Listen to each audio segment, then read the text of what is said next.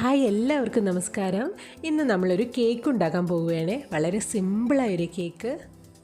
സാധാരണ കേക്കുകളെ പോലെയല്ല ഇതുണ്ടാക്കിയെടുക്കാൻ ഓവനോ ബീറ്ററോ മൈദ പോലും ആവശ്യമില്ല കേട്ടോ. നമ്മളിതിൽ മൈദയ്ക്ക് പകരം ഗോതമ്പ് പൊടിയാണ് ഉപയോഗിക്കാൻ പോകുന്നത്. പക്ഷെ അതൊന്നും മനസ്സിലാവില്ല കേട്ടോ. കഴിക്കുമ്പോൾ നല്ല ടേസ്റ്റിൽ നല്ല മൈദയുടെ കേക്ക് പോലെ തന്നെ കിട്ടും. ഇതൊന്ന് കണ്ടു നോക്കൂ, നിങ്ങൾക്ക് എല്ലാവർക്കും ഇഷ്ടമാവും. കാരണം ചെറിയ കുട്ടികൾക്ക് പോലും ഉണ്ടാക്കിയെടുക്കാൻ പറ്റിയ അത്ര സിമ്പിളാണ് ഈ കേക്കിൻ്റെ റെസിപ്പി. എന്നാൽ പിന്നെ നമ്മൾ തുടങ്ങല്ലേ. ഇതാ ഞാനിവിടെ ഒരു മിക്സിയുടെ ജാർ എടുത്തിട്ടുണ്ട്. ഇത് ഞാൻ നന്നായിട്ട് കഴുകി തുടച്ചെടുത്തതാണ് കേട്ടോ. വെള്ളം തീരെ ഉണ്ടാവാൻ പാടില്ല. എഗ്ഗും പഞ്ചസാരയൊക്കെ ഒന്ന് ചെറുതായിട്ട് ബീറ്റ് ചെയ്തെടുക്കാൻ വേണ്ടിയിട്ടാണ് ഞാൻ ഈ ജാർ എടുത്തിരിക്കുന്നത്. നമുക്കൊരു ചെറിയ അളവിലുള്ള കേക്ക് മാത്രം മതി. അതുകൊണ്ട് തന്നെ ഞാനിവിടെ ഒരു എഗ്ഗേ എടുത്തിട്ടുള്ളൂ. അത് യോക്കും വൈറ്റും ഒക്കെ മുഴുവനായിട്ട് എടുത്തിട്ടുണ്ട്. ഇനി ഞാൻ ഇതിലേക്ക് പഞ്ചസാരയാണ് ചേർത്തത്. ഇവിടെ ഞങ്ങൾക്ക് അധികം മധുരമൊന്നും വേണ്ട. അതുകൊണ്ട് ഒരു 4 ടേബിൾ സ്പൂൺ പഞ്ചസാര ചേർത്ത് കൊടുക്കുകയാണ്. മധുരം കൂടുതലുള്ളവർ അതിനനുസരിച്ചൊക്കെ ചേർത്തോളൂ കേട്ടോ. അയ്യോടാ, ഒരു കുഞ്ഞു ഉറുമ്പ് നമ്മുടെ പഞ്ചസാരയിലേക്ക് കയറിയിട്ടുണ്ട്. നമുക്കതിനെ ഒന്ന് മാറ്റണം. ഞാനിപ്പോൾ ഇത് മിക്സിയുടെ ജാറിലിട്ടിട്ട് നന്നായിട്ട് കറക്കി എടുത്തിട്ടുണ്ട്. പാത്രത്തിൻ്റെ മുകളിൽ ഒരു അരിപ്പ വെച്ചിട്ടാണ് നമ്മളിതിലേക്ക് ബാക്കിയുള്ള ചേരുവകളൊക്കെ ഒന്ന് ചേർത്ത് കൊടുക്കാൻ പോകുന്നത്.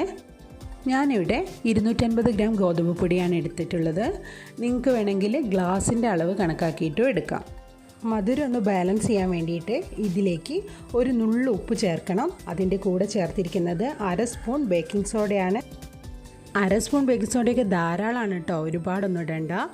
ഇപ്പം നമ്മളിതിലേക്ക് ചേർത്ത് കൊടുത്തിരിക്കുന്നത് ചോക്ലേറ്റ് പൗഡറാണ്. ഇപ്പം ഞാനിവിടെ 2 സ്പൂൺ ഒരു 2 ടീസ്പൂണാണ് കേട്ടോ, 2 സ്പൂൺ ചോക്ലേറ്റ് പൗഡറും കൂടെ ചേർത്തിട്ട് ഒന്ന് അരിച്ചെടുക്കുകയാണ്. ഇങ്ങനെ ചെയ്യുമ്പോൾ നമ്മൾ ചേർത്തിരിക്കുന്ന പൗഡറുകളൊക്കെ എളുപ്പത്തിൽ മിക്സായി കിട്ടും കേട്ടോ. ഈ ചോക്ലേറ്റ് പൗഡറും ഗോതമ്പ് പൊടിയൊക്കെ കൂടെ ഒന്ന് എല്ലാ ഭാഗത്തും ഒരുപോലെയാവും. എന്നിട്ട് നമുക്കത് എഗ്ഗിൽ മിക്സ് ചെയ്തെടുക്കാം. അപ്പോൾ കൂടുതൽ എളുപ്പം ഉണ്ടാവും. ഇനി ഇതിലേക്ക് 1 ടീസ്പൂൺ വിനാഗിരിയും ഒരു 4-5 ടീസ്പൂൺ വെജിറ്റബിൾ ഓയിലും കൂടെ നമുക്ക് ചേർത്ത് കൊടുക്കണം. വെജിറ്റബിൾ ഓയിൽ ഏതായാലും കുഴപ്പമില്ല, വെളിച്ചെണ്ണ വേണ്ട. ഞാനിവിടെ സൺഫ്ലവർ ഓയിലാണ് എടുത്തിരിക്കുന്നത്. ഈ ഓയിൽ ഇങ്ങനെ ചേർക്കുമ്പോൾ നമ്മുടെ കേക്ക് കൂടുതൽ സോഫ്റ്റായിട്ട് കിട്ടും കേട്ടോ. ഇനി ഇതെല്ലാം കൂടി ഒന്ന് മിക്സ് ചെയ്തെടുക്കണം. ഞാനിവിടെ ഒരു വലിയ സ്പൂൺ വെച്ചിട്ട് ഇതെല്ലാം കൂടി ഒന്ന് മിക്സ് ചെയ്തെടുക്കാൻ പോവുകയാണേ. സാധാരണ നമ്മൾ ദോശയ്ക്കൊക്കെ ഗോതമ്പ് പൊടി എടുക്കുമ്പോൾ അങ്ങനെ കട്ട കെട്ടി കളിക്കില്ലേ? പക്ഷെ അതൊന്നുമില്ല കേട്ടോ. ഇപ്പോൾ നിങ്ങൾക്ക് കാണുന്നുണ്ടല്ലോ, നന്നായിട്ട് മിക്സായിട്ട് കിട്ടുന്നുണ്ട്. നല്ല പേസ്റ്റ് രൂപത്തിൽ തന്നെ കിട്ടിയിട്ടുണ്ട്. ഇപ്പം നമുക്ക് കുറച്ച് തിക്കായിട്ടാണ് കിട്ടിയിരിക്കുന്നത്. അപ്പോൾ അതൊന്ന് ലൂസാക്കി എടുക്കണം. അതിന് വേണ്ടിയിട്ട് നമ്മൾ പാലാണ് എടുക്കുന്നത്. ഞാനിവിടെ ഒരു 1/4 ഗ്ലാസ് പാലാണ് ഇതിനു വേണ്ടി എടുത്ത് വെച്ചിരിക്കുന്നത്. എന്നാലും അത് മതിയാവോ എന്നുള്ളത് നമുക്ക് മിക്സ് ചെയ്തിട്ട് നോക്കണം. വല്ലാതെ ലൂസാവുകയും വേണ്ട, എന്നാൽ ഒത്തിരി ടൈറ്റാവുകയും വേണ്ട. നമ്മുടെ ഇഡ്ലി മാവിൻ്റെയൊക്കെ ഒരു പാകത്തിന് നമുക്കെടുക്കാം. ഞാനിപ്പോൾ ഇഡ്ലി തട്ട് എടുത്ത് വെച്ചിട്ടുണ്ട്. ഇനി ഇതിൻ്റെ എല്ലാ കുഴിയിലും ഒന്ന് മെഴുക്ക് പുരട്ടിയെടുക്കണം. ഞാനിപ്പോൾ ഇവിടെ സൺഫ്ലവർ ഓയിൽ തന്നെയാണ് എടുത്തിരിക്കുന്നത്. നിങ്ങൾക്ക് നെയ്യോ ബട്ടറോ ഒക്കെ എടുക്കാവുന്നതാണ്.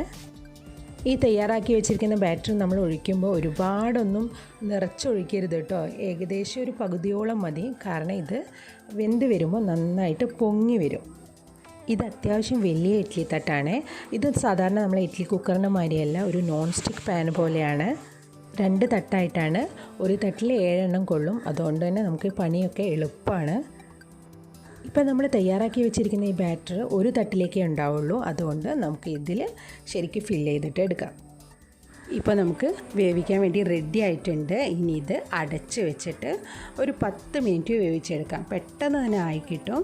നമ്മുടെ ഇഡ്ലിക്ക് ഉള്ള അത്ര സമയം കൂടെ നമുക്കിതിന് വേണ്ടി ആവശ്യമില്ല. കണ്ടല്ലോ, നല്ല ആവി പറക്കുന്ന കേക്ക് ഇവിടെ റെഡി ആയിട്ടുണ്ട്.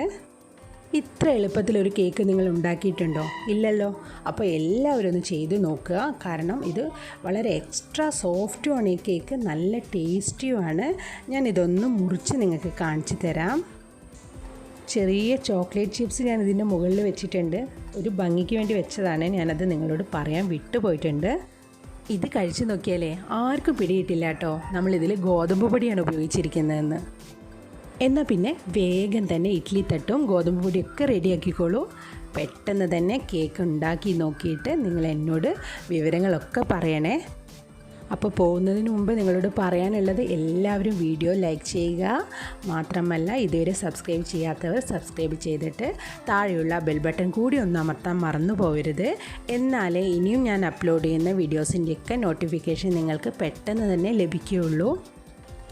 എന്നാൽ പിന്നെ ശരി, നമുക്ക് അടുത്ത വീഡിയോയിൽ മറ്റൊരു വ്യത്യസ്തമായ വിഭവവുമായിട്ട് കാണാം.